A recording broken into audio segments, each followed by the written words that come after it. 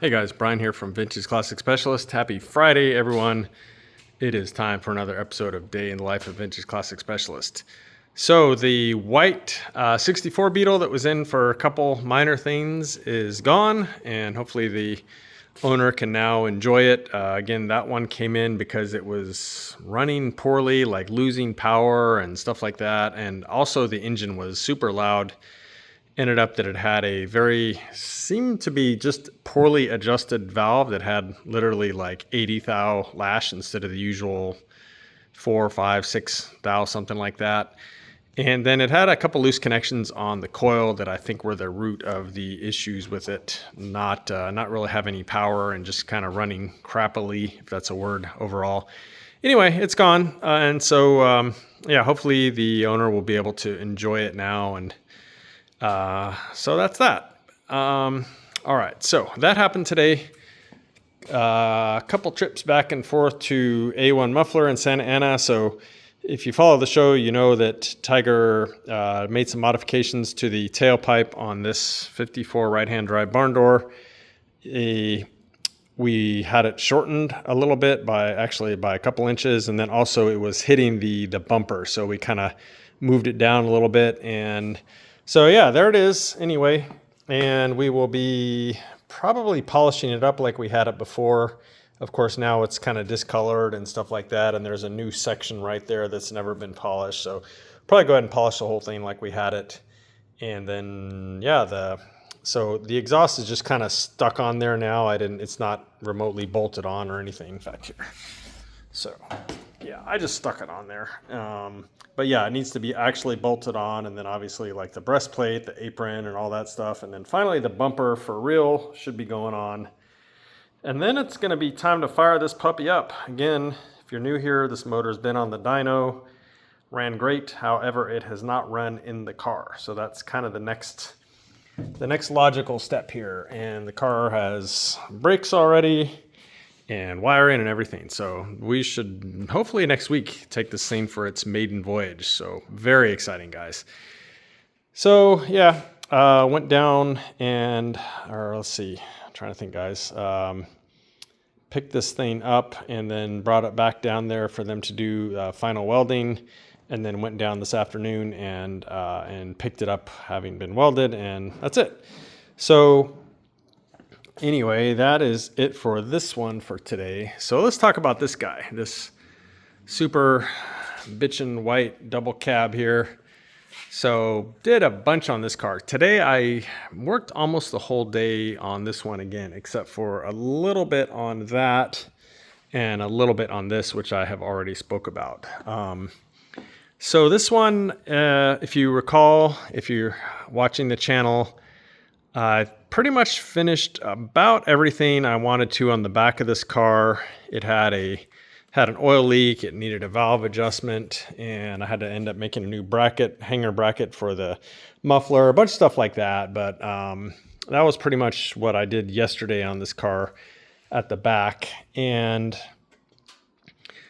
so today what I went to, a couple things. One is I took his bed rack off. He's got I think it's one with with wooden bows on it or something. I'm not sure exactly, but he's got a different one. And so he asked if I would kindly remove that metal one, and so it's off. And then, of course, being the detail guys that we are around here, I touched up the paint in the area where that was mounted, because I think the bed was painted with that rack in here, so it was still kind of white underneath these mounting points there and there and there and there and back here. So I touched up the paint on those mounting points just so it kind of fits in with the rest of the bed here. And so anyway, the next thing I went to check out on this is the owner had mentioned that if the car sat for a couple days, the battery would drain. And the car does have a stereo system in it with an amplifier and everything. So of course that was my first suspicion, and I was right. Happens every once in a while. And so I pulled it's kind of underneath the passenger seat here, pulled that and looked at it and immediately saw, in fact, you probably saw it on the thumbnail. You saw this. So basically, the amplifier has pretty much any amplifier and most stereos, at least more modern stereos, they have a power wire that is always hot. And so that one should, connect to like a good source that can supply some current. And then there's another positive that's key on, and that tells the thing to, essentially like wake up. And whoever wired in that amplifier basically jumpered from the always hot to the key on hot. And so essentially the amplifier was always on because of this little booger right here, jumping those two together. And again, the one should be only hot when the ignition key is on, and that tells the amplifier or radio or whatever to, hey, wake up, go ahead and use power, etc. So that was pretty quick to find that. And then routed a new wire from the amplifier to the key on power side of it. And this car already has wiring kind of like running. You can see like some speaker wires and stuff running there. So I just went ahead and ran it with this existing wiring, and then under the floor mat, and then up there's already kind of existing wiring running. I don't know if you'll be able to see. Yeah, there's like some existing wiring running up there. So I just went ahead and ran it with those existing wires. I'm not going to like clean up all those other wires and stuff like that. I don't think that's what he's wanting me to do. So yeah, I just went ahead and ran it with the existing wires, and then over to the fuse box. I should mention that this car, the fuse box on it is an aftermarket fuse box that uses like blade style fuses and stuff like that. Luckily, however, it's actually a pretty nice fuse box. And it has sort of spare sections on it. And there was one that was like just an unused auxiliary one. Auxiliary usually means key on power. And so that's exactly what it is. So I tied it into that unused terminal on the fuse box. And voila, you turn the key on now and it wakes the amplifier up. You turn the key off, amplifier goes back to sleep. And I am 99.99% sure that was the source of his battery drain. So, problem solved. Another couple electrical things that I should mention is, one is that he, I think I mentioned yesterday, there was a couple nuts that were missing on the nose cone mount. And one of those nuts that was missing apparently is where the ground strap was. So if you're familiar with these cars, pretty much any air-cooled Volkswagen, there's a ground strap that goes from the chassis to sort of like the nose cone area of the transmission. And that is the primary way that you connect the transmission and the engine electrically to the electric system of the car. Or the grounding side of it at least. And so because the transmission is essentially like all sitting on rubber mounts at the nose cone and then at the cradle and stuff. So there's not really any good kind of metal on metal contact between the whole engine and transmission and, say chassis ground. So that's what that ground strap is. And so you can see how important that ground strap would be. And honestly, it's kind of amazing this car even ran. I guess, it's getting ground from somewhere to like say the motor, but probably wasn't getting a very good ground. And so anyway, when I put on those missing nuts yesterday, I reconnected the ground strap up underneath there. So that should be a huge improvement on his electrical system and his charging system. The other thing that I improved is, and I don't remember if I think I showed this yesterday, on the negative side of the battery, there is a little battery cutoff switch that you can rotate, and it basically like disconnects the battery from the car. And it had like a wrong size bolt in it where it kind of clamps to the post on the battery, and it was just making fairly bad contact. It was just not even really tight on that post. And so I found a correct size screw for that thing, and now it is actually good and tight on the negative terminal of the battery. And so the car should electrically be working way better. It should be charging the battery way better, etc. Now that it's got, a ground between the engine and transmission and the rest of the car. And then the fact that the ground on the battery itself is now making really good contact. So yeah, lots of little issues like that now that they're all addressed, this car should be much better electrically. And again, I think I solved the issue with the battery drain with somebody, the way they had the amplifier wired up so that it was always essentially live.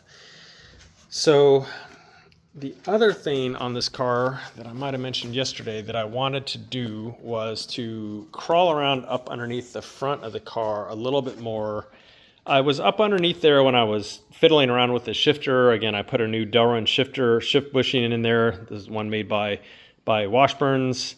They're the original guys to make one of those. If you buy one, don't buy the cheap Chinese knockoff or anyone else's knockoff. Please buy it from Washburns Metal. Anyway, so yeah, I was under there before when I was replacing that and fiddling with the shifter. Again, I put a new Berg shifter in because the Scat shifter was kind of jacked up. Anyway, so today I decided to crawl under there again and just kind of take a look around. And I'm glad I did because, let me grab my light here and hopefully, oops, there goes my light.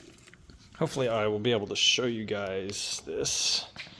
So give me a second here. Let me get down here and show you this, what I found. I think we'll be able to see this. Ah, yes. See that brake hose right there? It's probably hard to tell from this angle. See if I can get a better angle. It has, where is it? There we go. It has a pretty sharp kink in it. Look at that, guys. If you can see that, it's probably worse than it's showing on the video. It's a very tight right angle bend in that line. Again, I'm talking about right there. And lines, you know, this is a stainless steel braided, but obviously there's a rubber hose inside there. They are not meant to be bent at a tight 90-degree like that. So it is just a matter of time before this brake hose fails and he loses at least his front brakes. And part of the problem is whoever installed this put this like weird, I guess supposed to be trying to be like cool and fancy billet mount that's holding, where's my light? That's holding the line right here. You see this like billet thing clamped around here, which I guess would be fine in general, but the way the line is running through it, it's kind of forcing that tight kink in it. And so I called Russell. Let me crawl out from underneath here, guys. You get the point. I called Russell over at Old Speed, and he makes lines for his kit. I don't know whose kit this is in particular, but he makes lines that are pretty much like that. They're A-in fitting on each side, and he makes them that are about within an inch of the length of these, best I could measure it. So I'm going to run up there on Monday and grab a pair of those. The driver's side one didn't have a kink in it like that, but it's like, you know, I'm replacing the one, might as well replace the other. We don't know how old they are or anything. So Monday I will get those lines. I will replace both of those, and then we'll go through and we'll bleed the whole brake system. And I think that is going to be the last thing on this bus. We were actually, the owner and I, talking about him taking it, picking it up tomorrow. This was before I found that kinked brake line. So no good. Super glad I found it because, again, that brake line was kind of a time bomb. I mean, it could last another 5 years. It could last another 5 miles. It's really hard to say, but definitely not something to take a chance with. So I think that is actually it for this bus today. So the last thing I have, at least show and tell, to talk about is this motor. So the extremely nice 019 restored distributor came in from VW NOS. Marcel over there builds these things. Woo, look at that, guys. Super nice. And it's as pretty on the inside. So I've been buying restored distributors from those guys recently because they have those guys have stock of like all the parts, all the bushings, all the stuff that you need for these. And it just kind of makes more sense for me to go ahead and let them do it or buy restored one, especially for this one, because we didn't have an 019 for this. This had the stock 40 horse distributor, which we're not going to run with these dual carbs and stuff. But yeah, I've been buying them from him. We can still restore them here, but sometimes it just makes more sense to buy one from VW NOS, and they're super nice guys. So check those guys out if you need a restored original distributor. Anyway, so yeah, I went ahead and put that on, timed it, or set the static timing at least. And then finally went ahead and did the fresh air hoses.